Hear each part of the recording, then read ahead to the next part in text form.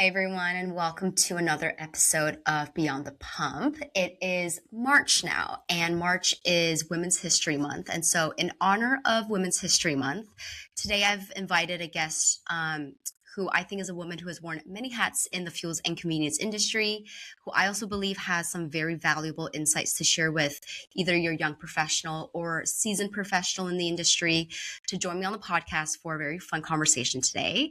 And this guest is Julie Jackson with Jackson Advisory and Consulting. And so with that, Julie, thank you for joining me today for a fun conversation. Just to kick us off, will you tell us just a little bit about yourself, maybe how you joined the industry and where you? Sure. Well, thank you so much for inviting me. This is such a fun thing to do, so I really appreciate it. A little bit about me is I actually started on the finance and accounting side of things, and like 6 or 7 years of my part of my career, first 6 or 7 years, I had an opportunity in retail, ARCO AM/PM, and I thought, okay, I can go do this for a couple of years, and then I can go back to my finance world. But I got to retail, and I was hooked. I absolutely loved it, and ended up that became my career. And so stayed with ARCO, held all kinds of positions, management operations, accounting, finance, real estate, HR, HSS&E, everything. And then BP came in and bought ARCO, and which opened up a lot of doors and a lot more opportunity. And then the second part of my career was working for privately held companies that have significant real estate assets and gas stations. And so with all the experience, it was an easy fit for me to come in and be in a leadership role within a couple of these companies. So yeah, it's been super fun. And those are the last couple of years I've been doing advisory and consulting work, and it's really been great. It's kind of a whole variety of things, and it's been really awesome. And I'm just curious, when you just mentioned that you were drawn to the retail side of the industry. Can you share a little bit, what was it about the retail industry or the retail side of the industry that drew you in and appealed to you? That's a great question. And what I found was every day I could make a difference. When I was Mm. out with my team, I was at a store dealing with customers, and there were tangible results every day. And being on the finance accounting side, you're either looking at what happened in the past or forecasting what's happening in the future, but you're not doing it. And so I just got a big charge out of really making money. And Mm. the challenge of how do you optimize your assets? How do you make sure you've got the best talent and give them the training and the opportunities they need? And I just got super excited when everything came together, and also having fun. So I was just hooked. I was hooked. It's hard not to be hooked, especially with, I'm sure you can agree to the type of people you get to work with in the industry.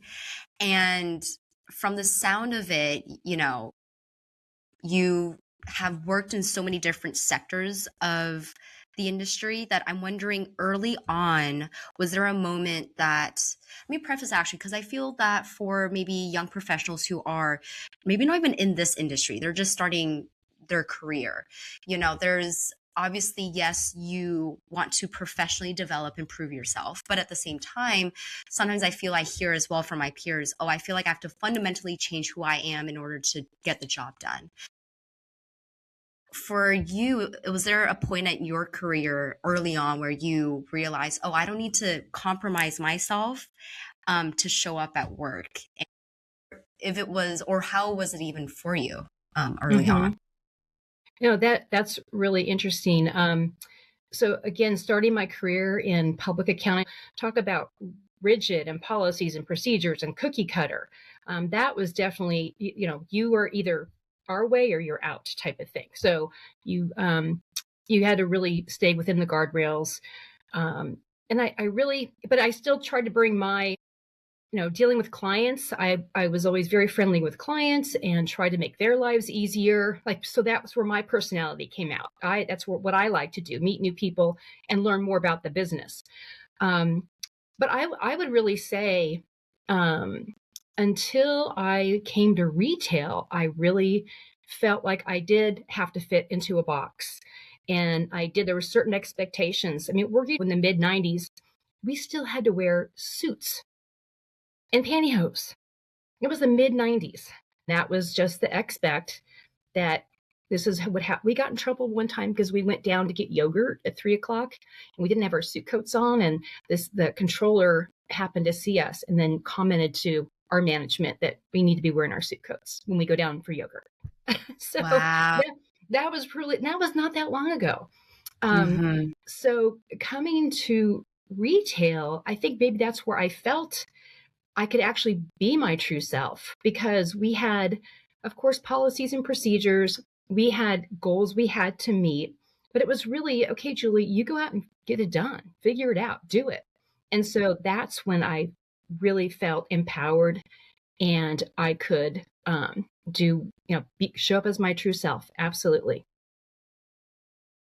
That is, wow. I didn't even know that was a thing, but now that you mention it, I mean, just to even think about how having the choice of what maybe even, yeah, the choice of what we get to wear to work nowadays professionally Hmm. Yeah. come a No, long it way. just, and it's not like I said, it's not that far, not that long ago. So, Yeah. So then, did you ever feel like you had to fit in a mold per se in the jobs that you held in your career, or did you feel like you kind of just marched to the beat of your own drum when when you were early on in your? I probably, the first 2 or 3 years, I was probably right in line. I was the mold. You'd watch, we had some female partners that were very successful. And so I would watch them and, okay, this is how they act and what they do and how they dress because, you want to aspire and you want to be professional. But again, it was just a very rigid environment. Anybody that's worked in public accounting knows exactly what I'm talking about. And but again, working with clients, I could shine a little bit. And I also worked for Carl Karcher Enterprises. That they were a KPMG client, again on the finance, accounting, audit side. And I got to have a little more fun there because that was in house, and that's kind of where I started to learn about franchising and retail. Um, and that was it was a great company, like a big family. And so I kind of would loan myself to different departments to help them with projects if they needed help, just something small. But that's where I felt like I could really add my finance and accounting experience to folks that didn't have it or needed some type of assistance with a project. When it comes to, I mean, probably has been like this all the time, but our industry can be very demanding. Very Hmm. fast-paced industry. When you were, when your career started to just really move forward, how have you approached balancing personal priorities alongside professional growth did you feel like you had to compromise one for the other, or did you find a way to give, space for both equally? Yeah. No, that I think that's an age-old question a lot of people have been struggling with. And I would say the first 10 years of my career, I was not good at work-life balance at all. I was all in on work. I mean, I had time for family. There were things I did. It wasn't like I was no fun, but it was my priority because I felt like those were my early years in my career where I didn't have a family. I didn't have a lot of responsibilities outside of work. And so I just put my whole self into that to learn everything I could and just stay focused. And then once I had a family, that became completely different. And what a blessing for me to have that. And that changed my priorities a lot.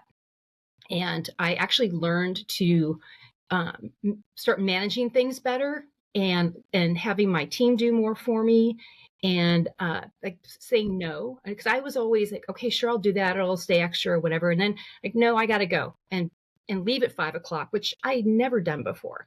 So having a family really helps a lot.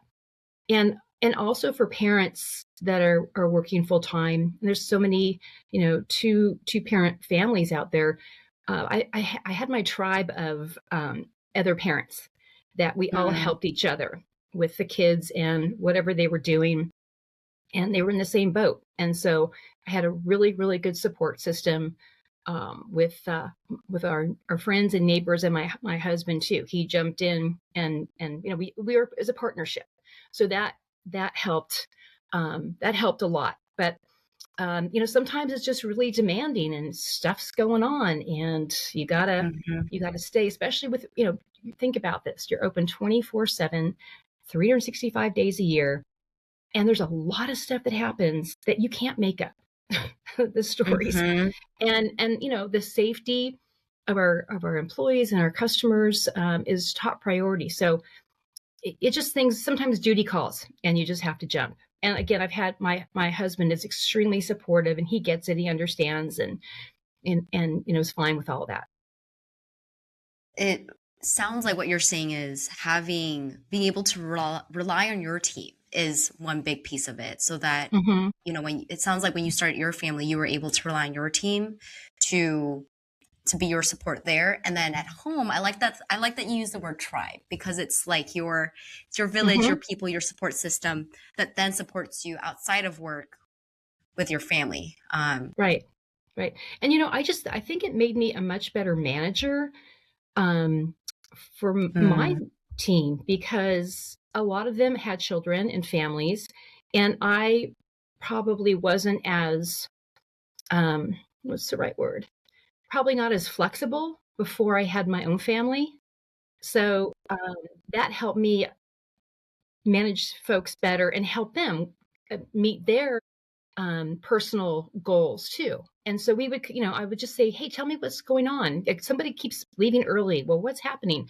Well, I'm coaching my son's football team. I said, oh, well, when do you do that? So we worked out an arrangement that he could go do what he wanted to do. And I knew about it, so it was not a big deal. So I think open communication both ways, with your team, and your team to management too. Like, hey, this is a priority of mine, and you can probably ask anybody that's ever worked for me. I'm always the one like, okay, your kids got football practice, or hey, you got to get out of here, because family is so important. can you, and this might seem like a rudimentary question, but could you just talk to a little bit about why you think that is important? Being a career woman, but at the same time, why is it important, do you feel, to have that balance outside of work as well? Well, there's more to all of us than just work, and we're multidimensional, and it's just important to for the quality of life. And one of the things I really got involved with too was nonprofit work, and it was so great because I could combine my business skills, my contacts, with my helping my community, and in helping children. And so I think part of giving back to your community and being a part of your community is very, very important. Again, as your whole person, to be engaged and be a good citizen. Hmm. You brought up a great point. I'm glad you did. Is that our one thing that I learned joining this industry is just how much contribution are the businesses in this industry contribute back to their communities that they Hmm. serve, and how they do that. It looks very different from business to business. Now, I'm curious for you, how did you do that did you use the business you were a part of in the industry as a platform to contribute back to the community, with what you're saying, these nonprofits? So it's kind of twofold, because um, the companies I've worked for have always been very generous to the community. So we've had internal initiatives where we would collect money, or whatever we were. Habitat for Humanity, all these different things. So from a work perspective, internally, it's great because you get everybody on board. And if leadership is on board and pushing this thing, then you can really get everybody on board and make some changes. So that's kind of the corporate work side, actually, in the business. On the other side of it, having the contacts that I have developed over the years, and say, for example, I'm on a board and we need to build a new building or do something. Well, I have people that I've given a lot of business to over the years that I will call and say, hey, guess what we're doing?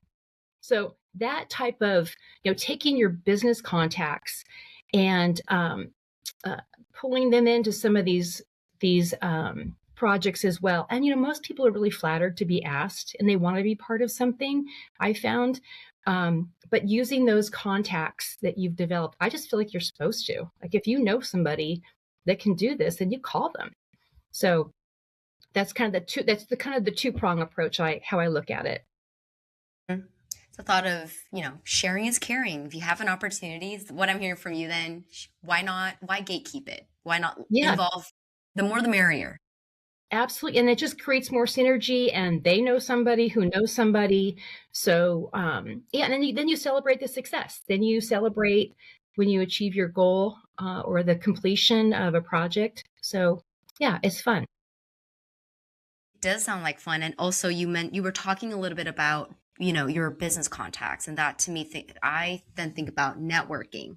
And whenever I've talked to you, or you were on our Powerful Women's Network panel at our conference last September, and hearing from you, you have a good network of relationships that are very strong across the industry. Do you have any maybe tips or tricks or best practices when it comes to intentionally building and maintaining these relationships, especially I think we all have something to learn, seasoned professionals included, but especially for those younger professionals coming in and they're just learning about networking. Is there anything that you would share about based on what you've, done in your career? Right. No, that's yeah, there's just so many touches that can be made. I mean, just first of all, through an organization like CFCA, for sure. I mean, I would encourage people to get involved in their trade associations with like-minded people. I think that's really, really important. And also the things that the shows that are out there. There's just a lot of networking opportunities. And I mean, I ask a lot of questions, and so I think I've been able to develop relationships with people because I've asked them about, well, what do you do, or how did you do this, or how did you do that? So we've been able to have a quick, meaningful conversation, maybe 3 or 4 minutes, but it was something that mattered to them, and I really did want to learn. But you're able to connect that way. Um, Mm. and I try to be really good about just, I mean, thank God for texting now. It makes life a lot easier. But you can Oh just shoot yeah. somebody a text and say, hey, how's it going? Am I going to see you in September or wherever? So those kinds of things just to connect. And then one of the things too about our industry that's so different is we're very collegial.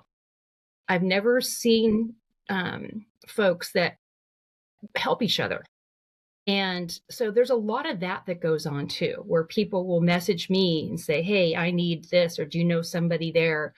So I try to help, and people do that for me too. So I think one, finding the person, asking them some questions, two, and can follow up. People you've met, just follow up with them. It's not like you're stalking. You can just say, hey, I thank you for the conversation. I appreciated your time. Those kinds of things. So, yeah, and I think just being engaged in what other people are doing, and because people like to talk about themselves. So, Mm. and you can learn something that way too. And then sometimes you are out of your comfort zone. I can't tell you how many times I've shown up at places where I don't know anybody. And, you walk Mm. in and you just, okay, well, that looks like a nice person over there. Or, okay. And you just have to put yourself out there. And I think that's, a lot of people struggle with that, just going over and talking to someone. So, get out of your comfort zone and go introduce yourself to somebody, or even if it's through email or LinkedIn or Mm. something like that. But just make the effort, and then you start planting the seeds. And all this doesn't happen overnight. I've been around for a long time, so it's kind of scary when I say, "Oh yeah, we used to work together back in wherever." But these are people you've known for a long time, and you can count on them, and they count on you too. So we all kind of just Mm. have this where we help each other. But you have to start somewhere, and don't be shy. Get out of your comfort zone. You'll do great. Yeah, this is very good advice for me personally too. I'm taking notes mentally. And I have a couple questions, but the one that comes to mind first is because you're not the first person that I've heard say that people in this industry, it's everyone's helping everyone. There's that interconnectedness and just Hmm. being a resource to each other. Do you have any guesses as to maybe why? Why do you think our industry, we see this as a very common, what's the word I'm looking for? But it's that connectedness and willingness to help. So, I thought about this a lot because again, I've have friends that work in different industry, family, and they can't believe some of the things that I get to do and who my friends are. And I Hmm. think one of the driving points is we've all worked really hard and we know what it takes to get there. So there's a mutual respect for doing what we do. So if, people have built up these businesses or do things, they come to the table, that they're hard workers. So that's one thing. Another thing is the convenience store industry is, it's got a much better reputation than it did before. The industry has been lifted. It's got a much better reputation. They become much more of a destination. It's not just, again, a snack shop at a gas station. It's not like that at all. So Hmm. Yeah, that makes sense. And then what you're saying too, just about the retail space being more of a destination. It is more of an experience. There are members I hear about that have they're installing a drive-through mhm. at their site, and they're having various types of hot foods within their store. So you're right, it is evolving, and I find it very intriguing just to kind of see where those trends are headed to. But I would like to bring it back to your expertise when you're talking about um, the people that you see in the industry, right? When you think about, because you've been part of a lot of teams too, when you think about building a strong team, are there qualities that you prioritize first that to you, you know, you're like, these are non-negotiables that I want to see in a hire? Right. No, that takes years of practice, Mm-hmm. trying to get that right. And I would say, most importantly, is a culture fit. A culture fit, not only if it's a new hire coming into the company, there's like a bigger culture fit.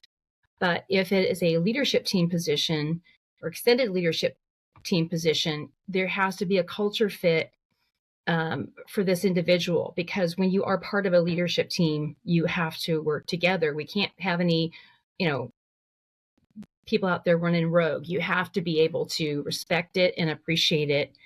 Um, and so the culture is important, a culture fit. Also, I know I've told you this before, and everybody that knows me knows I say this, but I always want people in the room that are smarter than I am. Mm, And I think that if you get the right people in the room and you say, okay, here's our goal, here's how we're, what we need to get at by this day or whatever, and then you let those people go and they're off. I don't need to micromanage them. So, people that are self-directed and action oriented, that those are really, really important attributes as well. Some of the stuff you can teach, but I think there's some inherent attributes that also make a successful team. mm-hmm. Yeah, culture fit. That definitely makes sense that that's the one. I know you and I have talked about, I think we were just preparing for this episode, how there's a matrix, there's like, I think it's like skill on this axis and culture on Mhm. this axis. And if you can't necessarily teach culture, right? But maybe you can, I think would you say that there are ways to maybe teach someone culture if they are not initially maybe a fit at the start? That's yeah. You can influence. You Mm-hmm. can influence, and it's almost. I've done this before, where I've had someone mentor a new person, and we go out to lunch together. Hey, Julie wants us to speak up in our leadership team meetings, or kind of what the cult. So that's helped a little bit, kind of a mentor. And then there's some people that they see what's going on and they're like, oh, I want to be part of this. So they get it. And Mm-hmm. it's maybe more in line with their values or what their goals are. And so it's they're able to move into that easier. But I've had my bad hires where like, my team's looking at me like, are you kidding me? What were you thinking? So it's not a science, exact science, but the culture fit, I can't emphasize that enough. Well, back to your previous point, it's also an industry where people helps people. And I think if you see someone who has maybe the skills and they could be a good fit, I'm sure there are people that will, like you said, mentor, just kind of help shape and just introduce, like, hey, this is what the work culture is like here. And Um, one more thing I yeah. want to say about that is, and I think what helps is, um, my whole thing is, if you're not or not helping the customer at the store, then you need to help someone who is. So my Hmm. philosophy is everybody in that, if you're at headquarters or a support function, your job is to support operations in the field. So I think that kind of direction, it makes people think, as part of the culture, like, okay, how can I help the frontline people today? What am I doing to help operations? So I think that kind of mindset, being focused, I'm gonna go away. We're overhead, but we have people on the front lines that are dealing with our customers. So we need to be able, whatever we're doing, it needs to support them to support our customers. So that I think helps with the culture as well. Hmm. It's looking out for your colleagues, looking beyond just your Yeah, sphere. Yeah. you can't, and I think that's one thing that, I, as a leader, I've always tried to explain or talk to my team in like big picture and Hmm. give them the whole picture, the information. That way they like, oh, okay, because something may seem wonky, like, why are you doing that? Or what's going on over here? But if they understand the big picture, then they, okay, now I know why this is important, or that. So those types of things, that kind of culture, being open and honest, I think goes a long way.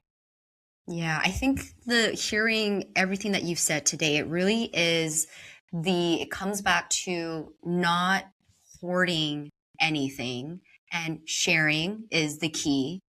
And by sharing, you have open communication. People know the why, and I think you're very much right that from what I've seen, I'm very very early on in my career. I will definitely admit that, but from what I've learned and from what I've seen, it's that when everyone's on the same page, they know the why. It's very easy to have a very cohesive team.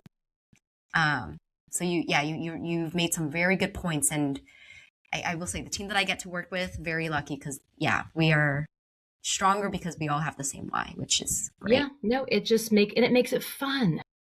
It makes it That is the fun key. Yes, the too. It is. fun It part of makes it, it. yeah, no, because, and again, when I say culture fit on the leadership team too, it's like, okay, people that have fun, like we can joke with each other, but then we are also excited for each other's success. And I think that's so important that, just to go back to our other comment about why people are collegial, people, they will call you and congratulate you on a success.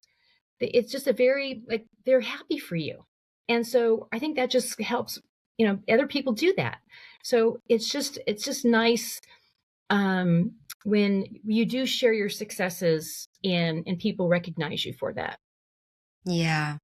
Yeah, that's what I like to it's fun going to industry events, and then it's just like a whole room of smiling faces because everyone's probably sharing their, you know, latest successes, and being able to share that with, I think, peers who it's a very the business models in this industry from what I've seen is very unique. And so probably to be able for your peer to understand what you had to go through to get to achieve what you've achieved might be very harder for someone else who's not in the industry to understand. So I think having your peers, be part of that is very important. And it's sad that we're coming up to the end of the episode, but we're not going to, before we wrap it up, I do want to ask one last question is if you could go back and give your younger self a piece of career advice when you were first getting started, what would that have been? Wow. I know it's a loaded question. Ooh. Yeah, no, I mean, I just think it just seems like yesterday. Um, And I think I would tell myself, stay the course. It's hard now, but just keep going, keep learning, just keep going forward, moving and learning as much as you can, and that it'll be okay. Just make sure you're focused, you're doing a good job, and and you'll be fine. Everything's going to be okay. So trust the process. Yes, and trust your own process. And I've talked Mm, about this before about not everyone's line or path is the same. So mm-hmm, I would tell myself, be open. This is one thing I think I did miss. Be open to different possibilities because I was really focused on the finance, accounting, that type of career. And mm-hmm. I didn't even think about doing something different. So I would say and I actually had a job opportunity at Trader Joe's. They were my client. And this is when they had only 45, they had 45 stores. And they offered me a job to come in and to help them with their back office accounting and point of sale. Well, I'm not an IT person. I didn't know how to do that. And I said, why do you guys want me? I mean, well, you know controls, you know our company, we like you, blah, blah, blah. And I was too afraid to Mm. take that role because I thought I was going to fail. And I mean, um, and and I asked, well, what do I do when I'm done with this? They said, whatever you want to do. So it's been interesting because a manager I used to work for is now the CEO of Trader Joe's, Brian Pellbaum, and Wow. Dan Bain, the former CEO before him, his wife Sandy Bain hired me at KPMG. So they know the kind of people they like, and that was a miss for sure. I should have taken a second look at that. But then we might not have you here, Julie. Who knows? Who knows, right? So that's what I mean. You just don't know. You don't know. So don't be afraid. Don't be afraid. That's simple but very good advice. Don't be afraid. Trust yourself, trust your own process. But hey, Hmm. Julie, maybe in a parallel universe timeline, you took that opportunity. So just a Julie somewhere else is living that Yes. life for you. There you go. That's right. I hope so. I hope so too. We're gonna say it is. Well, then we've gone to the point of the episode where I like to ask, I call them rapid fire. And maybe we will do all three if you're open to that. We'll just do rapid fire of all three of these Okay. questions. Okay. So, and these are just for the listeners. These are completely random, not related to our conversation today, but it's kind of related to the fuels and convenience industry. So, all right, Julie, what car do you drive? Oh, a BMW gasoline car. Perfect. And what is your favorite C-store snack? Ooh, that is, I would say I explore the chip aisle quite a bit. I was recently on a trip to the Southeast, and it was really fun to see all the different brands. So, my husband's like, "Oh, great! Now here she goes again." So the chip aisles, all the new and exciting things in the chip aisle for sure. There's some really fun flavors that get released every year, and I'm always tempted to try it for sure. Okay, and last but not least, what's your biggest takeaway of working in our industry, if you had one? Oh, wow, a takeaway. The takeaway for me personally, Mm-hmm. I first of all, I would say that I'm extremely grateful. I am very grateful for the opportunities that I've had. I'm grateful for the people that I've met, the people I've worked with, people have supported me. I just have a very I love our industry. I love the people. So I just have a very positive, happy feeling about the industry and my role in it and all the opportunities I've had. So I'm just your, fuel person. I love to get out there, love the smell, love the stores, love the people. So yeah, I'm very grateful for a wonderful career. Well, not to speak on behalf of the industry, but I can probably confidently say, that the industry is grateful for you too. I Oh, well, know, thank you. yeah, my engagement with you, I've learned a lot, and it's always a joy to get to work with you. So Thank you as well. You're welcome. Call me anytime. You know I will. Don't open that door because I know Julie. That's fine. Well, before we say goodbye, is there anything you'd like to share with our listeners in terms of if they want to find you, where can they find you? If they want to connect with you, how can they do that? Sure. Well, the best way to connect with me is on LinkedIn. And I've got all my contact information there. So shoot me a note. And I'm happy to reach out. If you have any questions, we can get on the phone and chat.